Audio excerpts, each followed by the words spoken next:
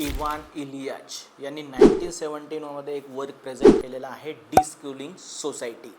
याच्यामध्ये ते काय म्हणतात माहीत आहे का, की आताचं जे एज्युकेशन सिस्टम आहे म्हणजे 71 आणि त्याच्या आधी ते कसं आहे ॲक्च्युली माहीत आहे का, की एज्युकेशन एक कमोडिटी झालेलं आहे.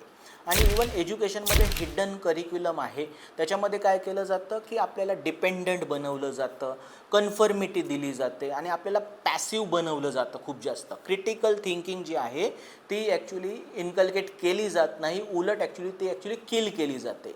इवन याच्यामुळे काय होतं की जे अथॉरिटी आहे त्याला आपण कधीच चॅलेंज करत नाही, अशा प्रकारचं शिक्षण आहे ॲक्च्युली हे. आणि हे त्यांनी 71 मांडलं आणि 2026 पण हे खरं आहे. म्हणून ते काय म्हणतात, डिस्कूलिंग सोसायटी. म्हणजे सोसायटीमध्ये हा फॉर्मल एज्युकेशन सिस्टम नसलाच पाहिजे, त्याऐवजी कसं असलं पाहिजे, पीयर टू पीयर एक्सचेंज असला पाहिजे, लर्निंग असलं पाहिजे, वेब्स असले पाहिजे, लर्निंग वेब्स. ॲक्सेस जे पण नॉलेज आहे त्याला ॲक्सेस कसा असला पाहिजे, ओपन असला पाहिजे. आणि याद्वारे ते काय म्हणतात की सोसायटी जर इग्लिटेरियन बनवायची आहे तर एज्युकेशन सिस्टम पण इग्लिटेरियन असला पाहिजे, लिबरेटिंग असला पाहिजे ॲक्च्युली, असं ते सांगत आहे. Ivan Illich, deschooling society. Thank you.